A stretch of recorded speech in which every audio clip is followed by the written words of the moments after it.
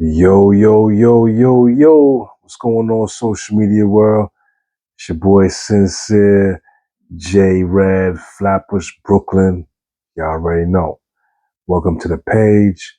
Like and subscribe. If you're already a subscriber, I appreciate you. Thank you. Because you could be doing anything with your time right now. This is YouTube University, man. You know what I'm saying?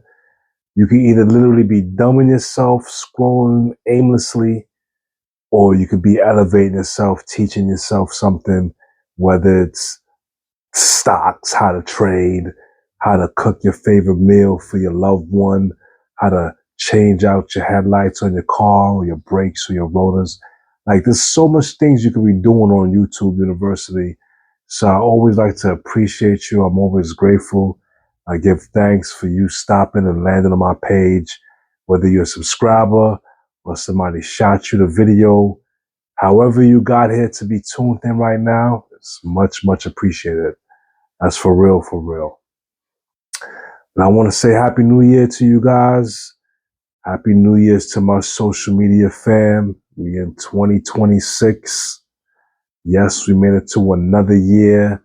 I know a lot of people have their New Year's resolutions of what they want to do, what they don't want to do. Hopefully you guys stick to the plan, stay committed. It's all about discipline, consistency, and repetition. You know what I'm saying? It's not going to be easy. So if you're looking for an easy effect, an easy route, then you're setting yourself up for failure. You know what I'm saying? Nothing good comes easy. You know what I'm saying? But today's video, I know it's been a minute since I did a video on YouTube. Well, at least a long video. I did a couple shorts back in December. But as far as the long videos, I kind of took a little time out because I feel like I wasn't really getting the traction that I feel like I should be getting for the content and for the videos I've been putting out. You know, that's a me thing. That's me with my expectations, and I gotta get out of my head. And slow motion is better than no motion. You know what I'm saying, if I get 2 or 3, 4 likes, that's what's up. If I make a difference and it hits home to somebody, that's a blessing. Yes, naturally, I'm a human being, so sometimes it does become a little discouraging because clearly I'm not just doing this because I don't got time on my hand, because I have a lot of time on my hands.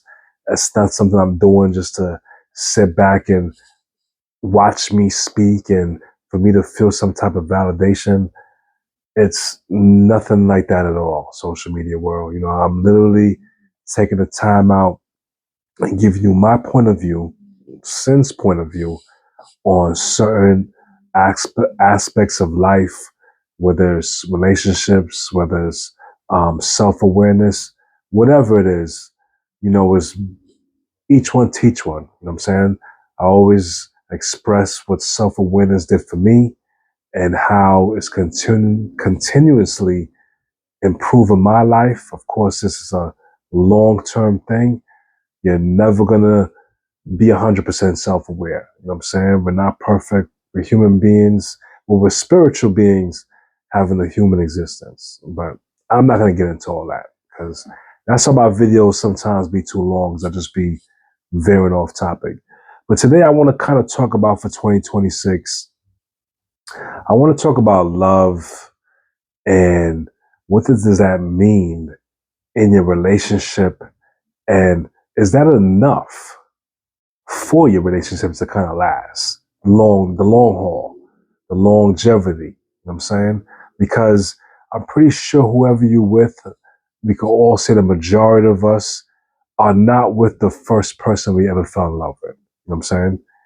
You probably fell in love maybe 2 or 3 times from the first time you've ever had that love feeling, that love bug, those butterflies that come in your stomach, and you just feel all giggly and googly when you're around this person.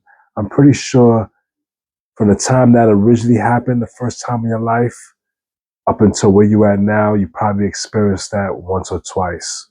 You know what I'm saying? Some of you probably are on 2 or 3 marriages. You know what I'm saying? And clearly you got married because you once loved that person that you said I do to. So we all know, I say all that to say this, right? We all know that love is just not enough.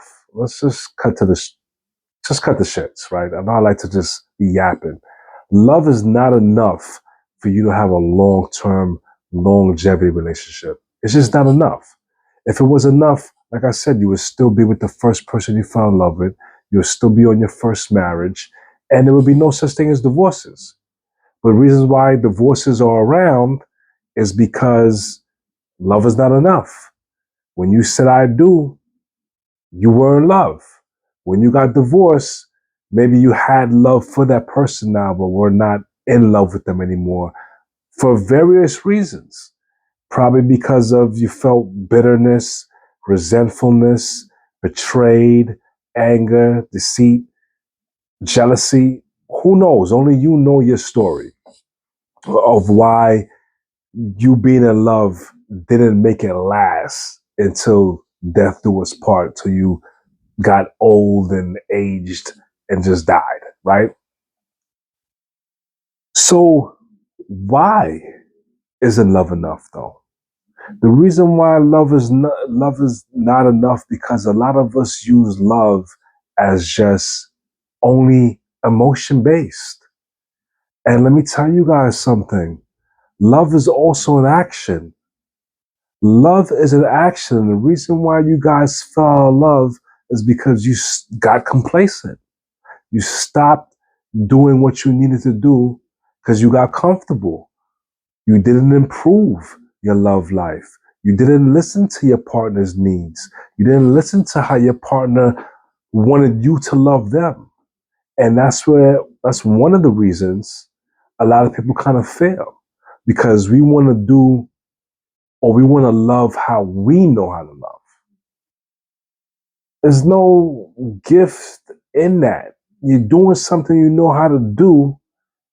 You don't get a cookie, you don't get a star, a smiley face, a pat on the back for doing something you already know how to do. There's no challenge in that, especially when your significant other is telling you that that's not what they want. You keep giving them what you want to give them, and you're not listening to what they're asking for. Now, unless they're very crazy and deranged and toxic and insecure and immature and have no emotional intelligence and they're asking for all these crazy things, then I get it. We can't give what crazy people want because crazy people don't even know they're crazy, right? So we can't give them what they want because they don't know they fucking, excuse my language, they don't know they're crazy, right? So we have to use this our discernment, especially when we choosing our partner. You should have kind of known what level of crazy that they are or that they were when you, I should say, when you chose them. You know what I'm saying? So clearly you fell in love with them because you respect their mind, you respect their body, you respect everything about them, or it's a you issue. Because why would you fall in love with somebody that you don't kind of respect? Unless you see the potential in them and you like them, respected this amount because of maybe they checked all the boxes here, but you really wanted them to get here and you see that they had the potential. Now, that is going to set yourself up for failure because you should be having this conversation before you fell in love with your significant other and you met this person and y'all was calling each other, talking. This is when you should kind of give your little inputs and let them know your kind of expectations. You know what I'm saying? So you don't just waste your time, most importantly, and you don't waste their time. You know what I'm saying? Because depending on your age, time is more important than money. You know what I'm saying? Money could be made, but we can't make time back. So let's not waste our time and let's not waste their time. You know what I'm saying? This is why a lot of relationships do not work because we've seen a lot of red flags in the beginning that we chose to ignore because they was checking all these boxes in this category, but our main category to keep us in love, they wasn't checking them. But we thought in our mind, our perception, we thought that in a while, in due time, they're gonna come along. I'm gonna grow on them. The things that I'm telling them, they're gonna be receptive to what I'm saying. They're gonna be receptive to change the things that I like. They're gonna be receptive to change the things I don't like. In social media world, that's not always the case. I'm sorry to burst your bubble. And this is why a lot of marriages are doomed. This is why a lot of relationships fail because of our expectations and our assumptions and our perceptions that people are going to change, is going to happen. And 9 times out of 10, it's not going to happen. And the reason why it doesn't happen because that person has to see the need to change, number one. That's most important. The person on the opposite end has to see the need of why I should be changing because that means something is kind of wrong or I've been doing something the wrong way. Or at least that's how they're going to look at it. You know what I'm saying? Because in everybody's head, they're the most important person in the world. So they're going to look at it on a defensive level like, oh, I got to change? Or maybe you need to change. And, 9 times out of 10, that's probably how they're going to come at you. You know what I'm saying? So first they have to see the need to change. That's number one. Then they have to want to change on top of seeing the need. So the need and the want is bam, boom. That's like, I bet. They see the need, they want to. That's half the battle. The second and the most important half is putting and doing the work to change. Because you could want to do something all you want. That doesn't mean it's going to happen. We all know this. Come on. How much things you want to do? Are you doing everything you want to do? Like, let's be real. Are you doing everything you want to do? Absolutely not. And the reason why you're not doing it is because of you. You're not putting all your energy and focus into doing it because if you were, you would be doing that. You know what I'm saying? So, again, love is not enough. Love is not enough. A lot of relationships are ending. A lot of people are bitter and resentful because they was in this, oh, I love this person, this, that, and third.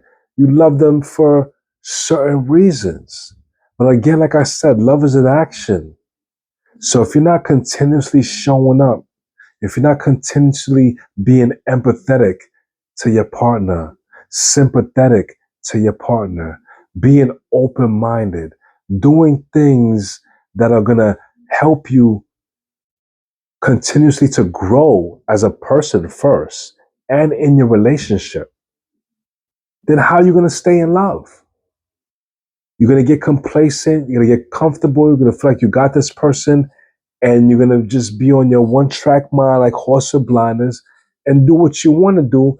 And the other person's going to look like you're taking them for granted. You know what I'm saying? You want to be in love together for the long haul. You both have to be on point. You both have to be on P's and Q's. You have to be asking yourself, what can I do to add value to my partner?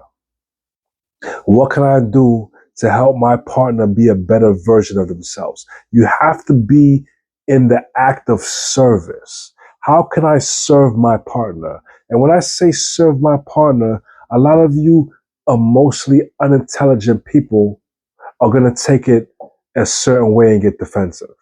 And when I say serve, I mean you're adding value, you're adding to helping them be the best version of yourself.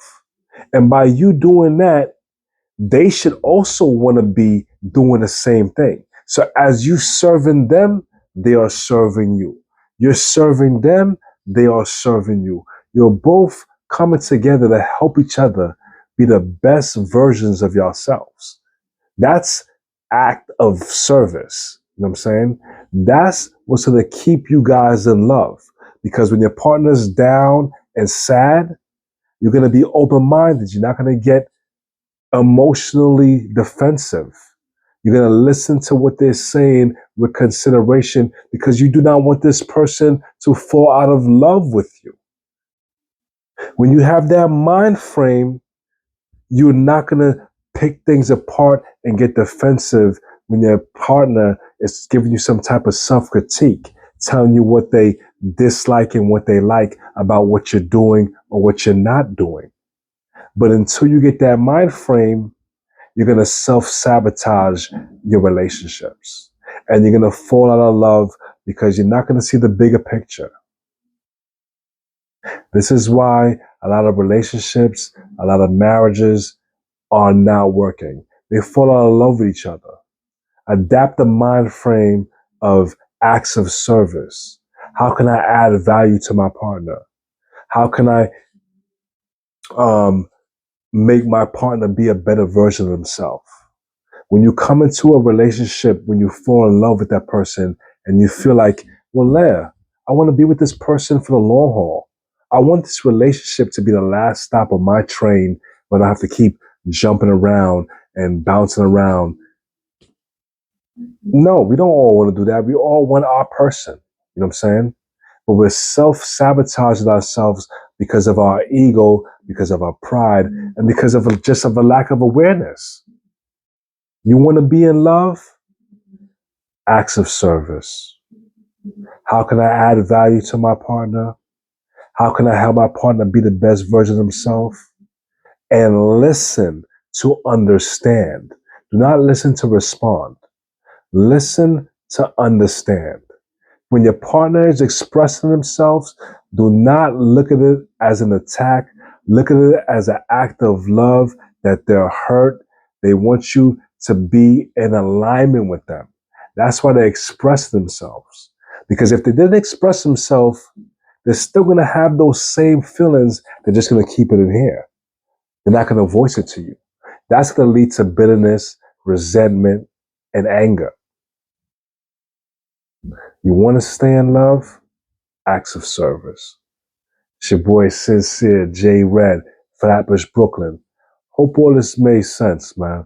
Leave some comments in the comment section. Hit that like button. Let me know. Let me know what you want me to talk about. It's 2026. Yeah, it's a new year, but it's not a new you until you adapt a new mentality. Come on, man. Let's get it. You already know. Yo.